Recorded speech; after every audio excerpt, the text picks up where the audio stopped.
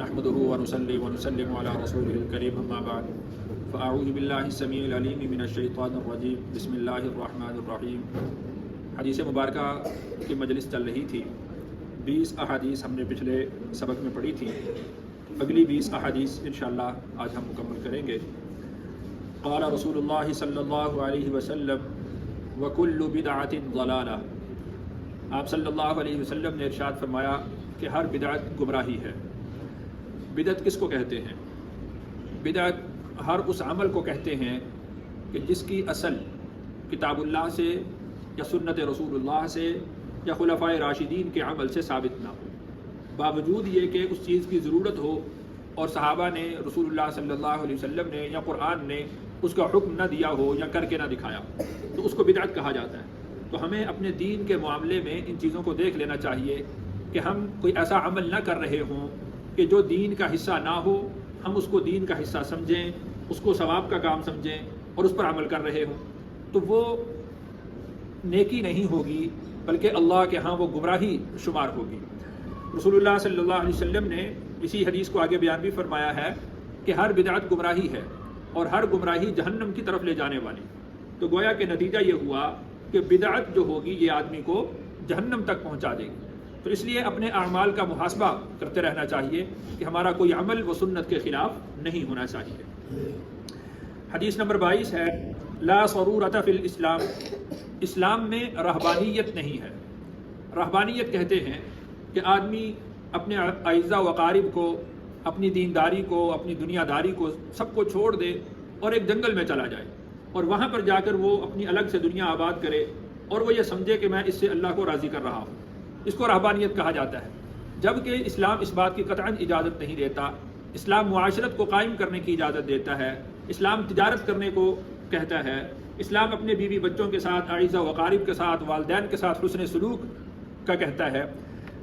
جو اقوام جنہوں نے رہبانیت کو اختیار کیا، اگر آپ ان کے احوال پڑھیں تو بڑے عجیب قسم کے احوال ہیں۔ اب ایک راہب کا قصہ تاریخ میں مذکور ہے کہ وہ 30 سال تک گھر نہیں آیا اور اس نے اپنی ماں کو اپنا چہرہ نہیں دکھایا۔ اس کی ماں اس وجہ سے تڑپتی رہی کہ میرا بیٹا آ کر مجھے مل لے، مجھ سے ملاقات کرے، میں اس کو دیکھنا چاہتی ہوں، لیکن وہ اپنی ماں کی زیارت کے لیے بھی نہیں آیا۔ تو یہ رہبانیت ہوتی ہے۔ اسلام تو یہ کہتا ہے کہ جو شخص اپنے والدین کو محبت کی نگاہ سے دیکھ لیتا ہے، اللہ تعالیٰ اس کو ایک حج کا ثواب عطا فرماتے ہیں، اور وہ مال جو آدمی اپنی اولاد پر خرچ کرتا ہے تو اس کو صدقہ کا ثواب عطا کیا جاتا ہے، اس پر بھی اس کو اجر ملتا ہے۔ تو رہبانیت تو یہ ہے کہ اپنے بیوی بچوں کو چھوڑ دو، اپنے اعزاء و اقارب کو چھوڑ دو، اپنے والدین کو چھوڑ دو، اپنی تجارت کو چھوڑ دو اور بس آپ ایک الگ کٹیا بنا لیں اور آپ اس کے اندر ہی رہیں۔ تو لا ضرورت فی الاسلام، اسلام کے اندر رہبانیت کی قطعاً اجازت نہیں ہے۔ تو اسی سے یہ بات سمجھ لیں کہ لوگوں کے درمیان رہتے ہوئے آدمی کو جو ناگواریاں پیش آتی ہیں، اگر وہ ان پر صبر کرتا ہے تو اس صبر کی وجہ سے بھی اس کو اجر دیا جاتا ہے، اس لیے کہ وہ رہبانیت اختیار نہیں کر رہا، وہ معاشرت کو قائم کر رہا ہے، وہ معاشرے کو جوڑ رہا ہے۔ تو معاشرے کو جوڑنے کے لیے لامحالہ کچھ ناگواریاں پیش آئیں گی، کچھ ایسی باتیں پیش آئیں گی کہ جو اس کو پسند نہیں ہوں گی، تو اگر یہ اس کو برداشت کرتا ہے اور پھر بھی معاشرت کو قائم کرتا ہے تو پھر اس پر بھی اس کو اجر دیا جائے گا۔ حدیث نمبر 23 ہے الصوم جنہ، روزہ گناہوں سے ڈھال ہے، اور ایک حدیث میں آتا ہے کہ روزہ آگ سے ڈھال ہے، یعنی گناہوں سے ڈھال ہے کہ اس کا مطلب یہ ہے کہ روزہ آدمی کو گناہوں سے بچاتا ہے۔ اور اسی وجہ سے رسول اکرم صلی اللہ علیہ وسلم نے ارشاد فرمایا کہ من لم يدع قول الزور والعمل به فليس لله حاجة في ان يدع طعامه وشرابه، کہ اگر کوئی شخص جھوٹ بولنا نہیں چھوڑتا اور جھوٹ پر عمل کرنا نہیں چھوڑتا تو اللہ کو کوئی ضرورت نہیں ہے اس کے بھوکا اور پیاسا رہنے کی، اس لیے کہ اس نے جو روزہ جو بطور ڈھال کے تھا اس نے اس ڈھال کو پھاڑ ڈالا، تو اب اس گویا کہ اس کا روزہ ہے ہی نہیں۔ تو اس لیے روزہ جو ہے یہ گناہوں سے بھی ڈھال ہے، اور ایک روایت کے مطابق یہ جہنم کی آگ سے ڈھال ہے، یعنی جو شخص روزے کے تقاضوں کو پورا کرے گا اللہ تعالیٰ اس کو جہنم کی آگ سے محفوظ فرما دیں گے۔ حدیث نمبر 24 ہے اعقلها وتوکل، پہلے اونٹنی کو باندھو پھر اللہ کی ذات پر توکل کرو، اس لیے کہ دنیا دار الاسباب ہے، اسباب کو اختیار کرنے کا اللہ نے حکم ارشاد فرمایا ہے۔ تو اسباب میں تو یہ ہے کہ تم اونٹنی کو باندھ دو، پھر اس کو اللہ کے بھروسے پر چھوڑ دو کہ وہ کہیں گم نہ ہو جائے، کہیں بھاگ نہ جائے۔ تو دنیا کے جو اسباب ہیں ان کو اختیار کرنے کی اجازت دی گئی ہے۔ یہ دو چیزیں الگ الگ ہیں، ایک یہ ہے دنیا کے اسباب کا اختیار کرنا، اور دوسرا یہ ہے کہ اسباب پر توکل کرنا۔ اسباب کا اختیار کرنا تو جائز ہے، اسباب پر توکل کرنا جائز نہیں. کیا میں نے یہ کر لیا ہے سو ہو ہی جائے گا، ایسا نہیں. بلکہ اسباب کو اختیار کرنے کے بعد وہ اس کے بعد پھر اللہ پر توکل کرے کہ کرنے والی ذات کون ہے؟ اللہ. جو اللہ نے مجھے حکم دیا تھا، جتنا اختیار اللہ نے مجھے دیا تھا، میں نے وہ عمل کر لیا. اب دیکھیے کہ حضرت یوسف علیہ السلام جب زلیخا کے گھر میں ہیں تو اس نے سارے دروازوں کو تالے لگا دیے اور اس نے برائی کی دعوت دی. تو حضرت یوسف علیہ السلام دیکھ رہے ہیں کہ سارے دروازے بند ہیں، تالے لگے ہوئے ہیں، لیکن وہ اپنی جگہ پر نہیں کھڑے ہوئے بلکہ وہ دروازوں کی طرف بھاگے. تو جو ہمارے اختیار میں ہے ہم وہ کریں، آگے جو ہے وہ اللہ کے اختیار میں ہے، اللہ کریں گے. اللہ نے حفاظت فرما دی. تو اس لیے ہمارے جو اختیار میں ہو ہم وہ کریں، اور پھر اس کے بعد جو اللہ تعالیٰ کی مرضی ہوگی، جو اللہ نے مقدر میں لکھا ہوگا، جو فیصلہ ہوگا پھر وہ ہو جائے گا. یعنی ہاتھ پر ہاتھ دھرے پھر بھروسہ کرنا تو یہ نادانی. تو یوں سمجھ لیجئے کہ نہ اسباب کو ترک کرنا ہے اور نہ ہی اسباب پر توکل کرنا ہے. حدیث نمبر 25 ہے، انزل الناس منازلہم، لوگوں سے ان کے مرتبے کے مطابق پیش آؤ. آپ دیکھیں کہ رسول اللہ صلی اللہ علیہ وسلم کے پاس جب غیر مسلموں کے وفود آتے تھے، ان کے سردار آتے تھے، تو آپ علیہ السلام کا ان کے لیے رویہ الگ ہوتا تھا کہ یہ اپنی قوم کے سردار ہیں. تو ان کے ساتھ اسی طریقہ سے پیش آتے تھے، احترام کے ساتھ، اسی پروٹوکول کے ساتھ کہ وہ یعنی ان کی عزت افزائی ہو. تو اسی طرح معاشرے کے اندر بھی والد کو والد کے درجے پہ رکھنا چاہیے، استاذ کو استاذ کے درجے پہ رکھنا چاہیے، اور اسی طرح علماء کو علماء کے درجے پہ رکھنا چاہیے. اور اسی طرح جو ہمارے ماتحت ہیں، ہماری اولاد ہے، ہمارے طلباء ہیں، ہمارے ماتحت لوگ ہیں، تو ان کے مطابق، ان کے مرتبے کے مطابق پیش آنا چاہیے. سب کو ایک لاٹھی سے نہیں ہانکنا چاہیے. اگر سب کو ایک ہی لاٹھی سے ہانکیں گے تو اس میں کسی کی عزت نفس مجروح ہوگی، کسی کی توہین ہوگی. تو اس وجہ سے اس طرح نہیں کرنا چاہیے. تو لوگوں کو ان کے مرتبے کے مطابق مقام دینا چاہیے. اور پھر یہاں پر شاید آگے حدیث آ بھی جائے کہ لوگوں کو ان کے مرتبے کے مطابق ان سے گفتگو کرنی چاہیے. اب مثال کے طور پر ایک طالب علم ہے دوسری جماعت کا، اگر ہم اس کو 10ویں جماعت کی ریاضی سمجھانا شروع کر دیں گے اس کو سمجھ آ جائے گی؟ نہیں آئے گی. تو اسی طرح یعنی لوگوں کا جتنا مرتبہ ہے، مقام ہے، اس کے مطابق بات کرنی چاہیے، اس کے مطابق گفتگو کرنی چاہیے. حدیث نمبر 26 ہے، من غشنا فلیس منا، جس نے ہمیں دھوکہ دیا وہ ہم میں سے نہیں ہے. کتنی سخت وعید ہے رسول اللہ صلی اللہ علیہ وسلم کی طرف سے کہ دھوکہ دینے والا وہ ہم میں سے نہیں. حضرت شاہ عبدالعزیز محدث دہلوی رحمۃ اللہ علیہ فرماتے ہیں کہ جن احادیث میں یہ فلیس منا کے الفاظ ہیں کہ وہ ہم میں سے نہیں، اس کو اپنی آخرت کی فکر کرنی چاہیے. فرماتے ہیں کہ یہ ہم نے دیکھا ہے کہ اس شخص کو مرتے وقت کلمہ نصیب نہیں ہوتا، اس لیے کہ فلیس منا فرمایا نا رسول اللہ صلی اللہ علیہ وسلم. ساری زندگی تو مسلمانوں میں شمار رہے گا، لیکن آخرت میں اس کا شمار اہل اسلام میں سے نہیں ہوگا.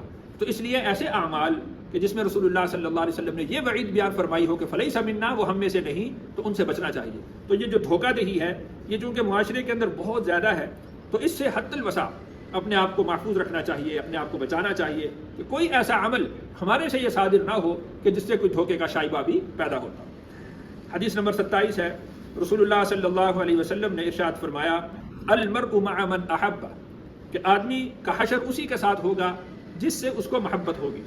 تو ہم یہ دیکھ لیں کہ ہماری محبت کس کے ساتھ ہے. تو بھائی دیکھیے کہ بطور مسلمان سب سے پہلے ہماری محبت اللہ کے ساتھ ہے، دوسرے نمبر پر ہماری محبت رسول اکرم صلی اللہ علیہ وسلم کے ساتھ اور تمام انبیاء علیہ السلام کے ساتھ، تیسرے نمبر پر ہماری محبت صحابہ اور اہل بیت کے ساتھ، چوتھے نمبر پر ہماری محبت اولیاء کرام کے ساتھ. اولیاء کرام میں سب شامل ہو جائیں گے، مفسرین، محدثین، فقہاء، مجتہدین، یہ سب، ان سب کے ساتھ ہماری محبت ہے.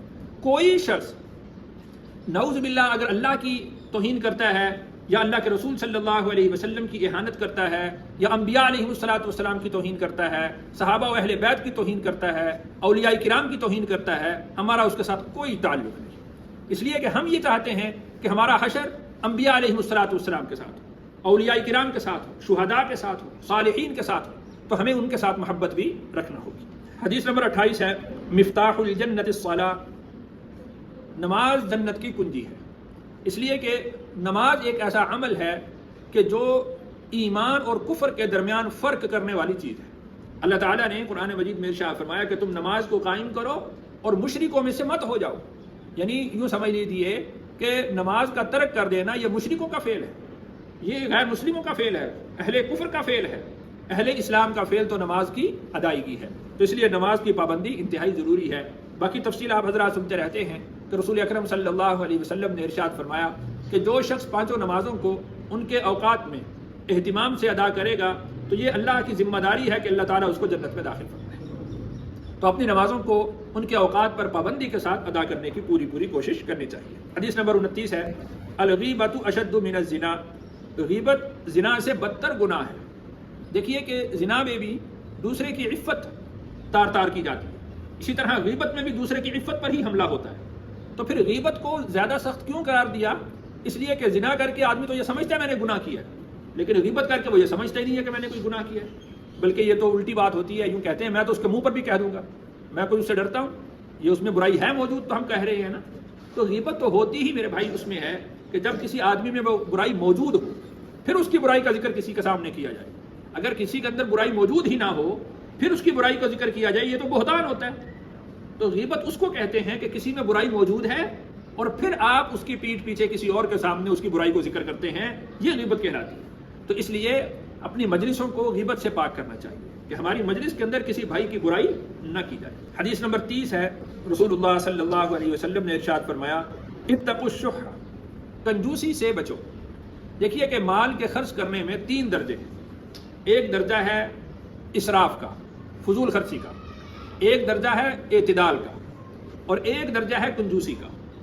تو اس کے لیے ہم ایک سادہ سا فارمولا سمجھ لیں تو ہمیں یہ بات سمجھ میں آ جائے گی کہ ہم فضول خرچی کر رہے ہیں، ہم اعتدال میں ہیں، یا ہم کنجوسی کر رہے ہیں۔ دیکھیے کہ جب ضرورت ہو، جہاں ضرورت ہو، جتنی ضرورت ہو، جس کو ضرورت ہو، اگر وہ اپنا مال خرچ کرتا ہے تو یہ اعتدال ہے۔ جب ضرورت ہو، جہاں ضرورت ہو، جس کو ضرورت ہو، جتنی ضرورت ہو، اگر وہ اپنے مال کو خرچ کرتا ہے تو یہ کیا ہے؟ اعتدال۔ اگر مجھے ضرورت ہی نہیں ہے، میرے پاس جوتے پہلے سے موجود ہے، میں ایک اور جا کر خرید لیتا ہوں، کپڑے پہلے سے موجود ہے، ایک اور خرید لیتا ہوں، گاڑی پہلے سے موجود ہے اور میری ضرورت پوری بھی کر رہی ہے، ایک اور خرید لیتا ہوں، تو یہ کیا کہلائے گی؟ فضول خرچی۔ اور مجھے ضرورت ہے جوتے کی، میں پھر بھی نہیں خریدتا، کپڑوں کی ضرورت ہے پھر بھی نہیں خریدتا، دوا کی ضرورت ہے پھر بھی نہیں خریدتا، تو یہ کیا کہلائے گی؟ کنجوسی۔ تو فضول خرچی سے بھی بچنا ہے اور کنجوسی سے بھی بچنا ہے، اور اعتدال کا رویہ اختیار کرنا ہے۔ اگر ہم اعتدال کے ساتھ اپنے مال کو خرچ کریں گے تو اس سے مال میں برکت ہوتی ہے، اللہ تعالیٰ پھر ضرورت کی کمی محسوس نہیں ہونے دیتے۔ جیسے پنجابی میں کہتے ہیں نا، لوڑ دی تھوڑ نہ پوے۔ اگر ہم اعتدال کے ساتھ رہیں تو پھر اس کی یعنی اللہ تعالیٰ برکت عطا فرماتے ہیں، پھر اس میں کمی نہیں ہوتی۔